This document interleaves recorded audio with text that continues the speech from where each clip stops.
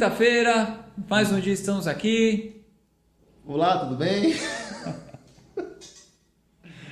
Hoje um tema muito conhecido, vamos discutir um tema muito conhecido porque ele é assunto de diversas músicas. Não, cara, todo compositor escreve uma música que fala de vaso. Verdade. Todo mundo E escreve, do oleiro cara. também. Vaso do oleiro, aí me faz um vaso novo, e fala do vaso. Vaso na mão do oleiro. E tudo a respeito do vaso, né? E agora, sabia que essa história do vaso está em Jeremias? Jeremias. Jeremias.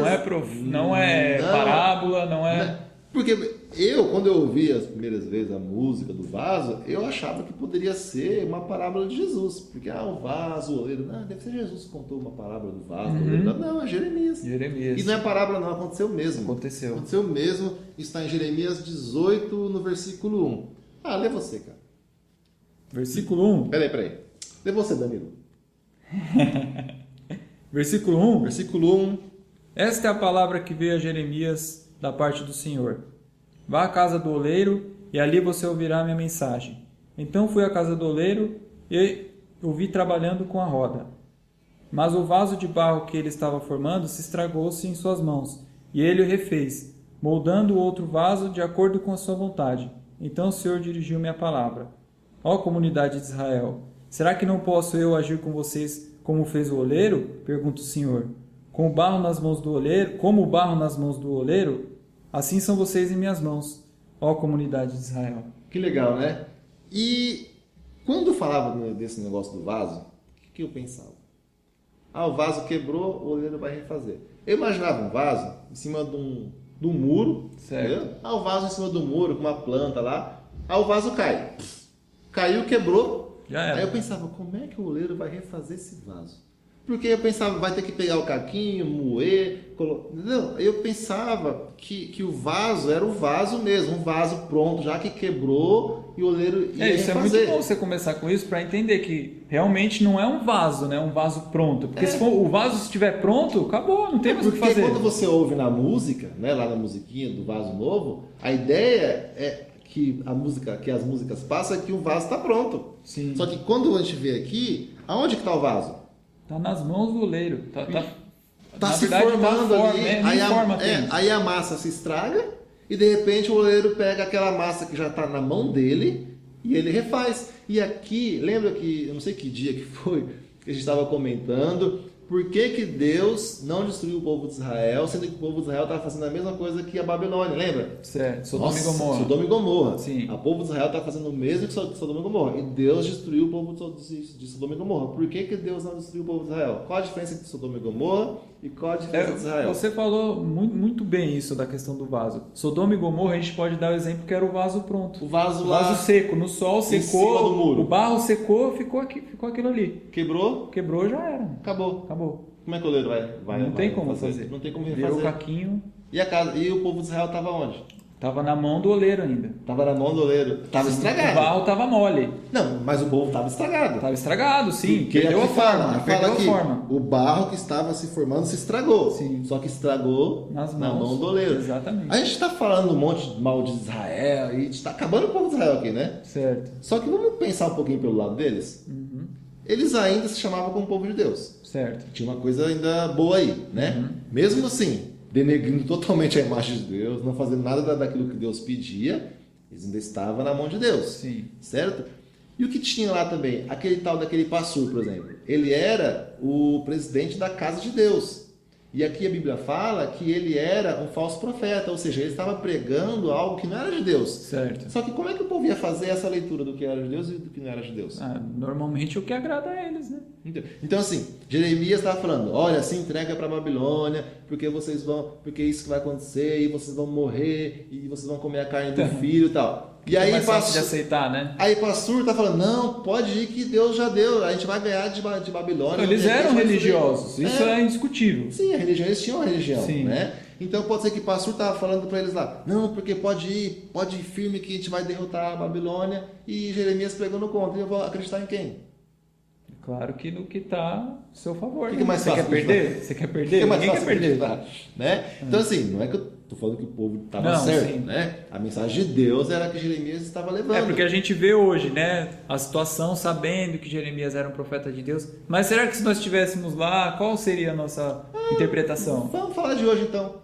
Quantas igrejas tem? Milhões. E tem igreja para todo gosto. E tem pregação que a gente olha e fala, que absurdo de pregação é essa? O que esse cara está falando? Né? Só nas igrejas por aí que tem pregação absurda. Ah, sim, claro. A nossa igreja não tem pregação absurda. Pode acontecer. Só por aí. E assim, e a gente olha e fala que é absurdo. Só que tem gente que está acreditando. Quer ver o absurdo grande? O Henrique Cristo.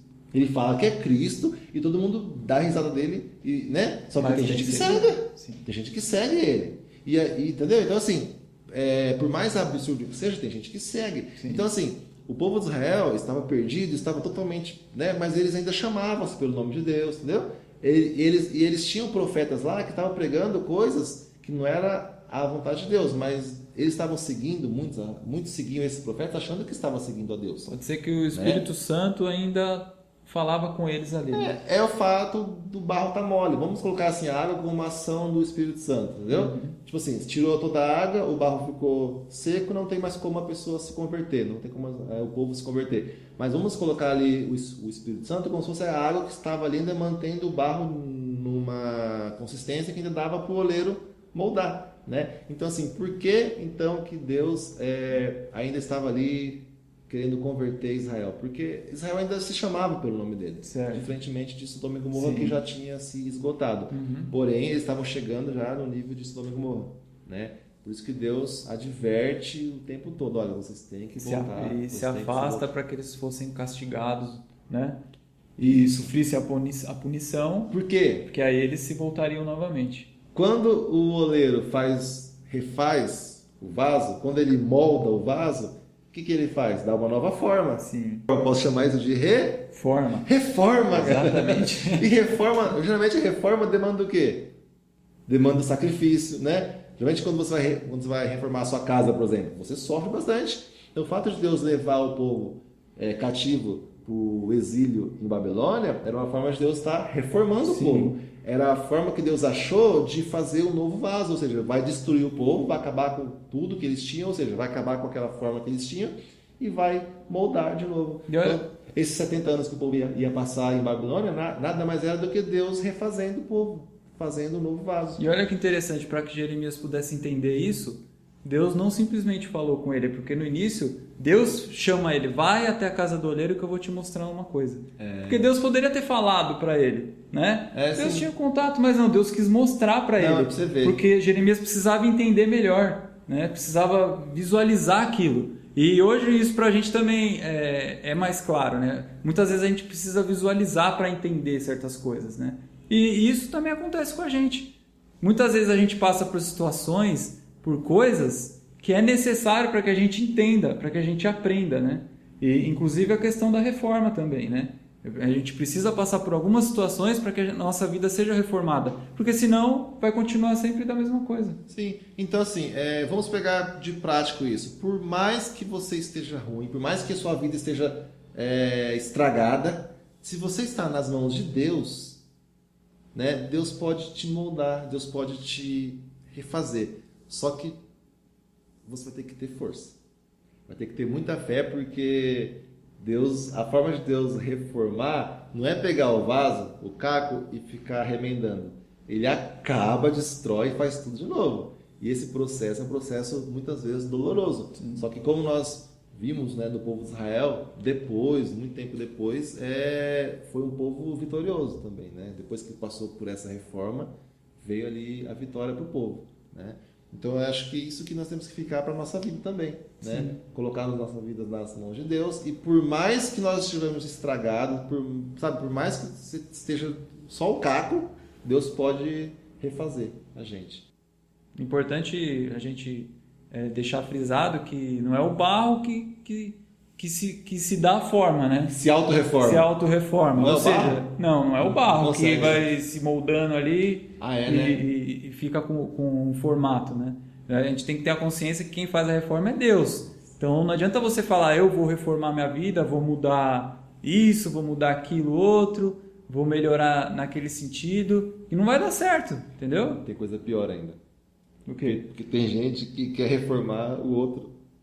Ah, sim. Que ele acha, é o dom de Jeremias que a gente mencionou. Que fala assim, vamos falar de reforma. De reforma, então peraí, sim. Tem o fulano lá. Por quê? Isso, mas tem a saia da fulana, tem a reforma alimentar que o outro lá tá muito glutão, aí você quer reformar os outros. Aquilo que você tem mais facilidade, você quer mudar a outra pessoa, então, a reforma... que aceite o que você faz. Você está dizendo que quando eu falo de reforma, não estou falando de reforma alimentar, não estou falando de reforma de vestuário, não é isso que é reforma? Não, eu estou falando de reforma espiritual, né? Nossa. Essa abrange reforma, né? Muito mais do que apenas isso. Porque, então assim, você está dizendo que é Cristo que reforma a gente, certo? Sim. Então a reforma certa é o quê? É você entregar-se nas mãos do oleiro. Exatamente. Entregar o seu coração nas mãos de Deus, Jesus. E Jesus habitando no nosso coração, ele vai reformar aquilo que ele quer. Exatamente. Aquilo que ele achar que ele deve reformar, ele vai reformar. E se ele quer que você vá para o céu também, sem reformar um item ou outro da sua vida, ele vai te levar para o céu assim. Sim, porque não é isso que salva as pessoas. A gente tá cansado de saber isso, né? Tá cansado. Não é isso que vai salvar as pessoas. Não é a forma. Exatamente. É o coração. Sim. Que nós possamos entregar nosso coração nas mãos de Deus, que Jesus possa habitar no seu coração e ele vai reformar aquilo que ele quer, né? Que Jesus possa fazer essa reforma na minha e na sua vida. Amém. Até amanhã. Até amanhã.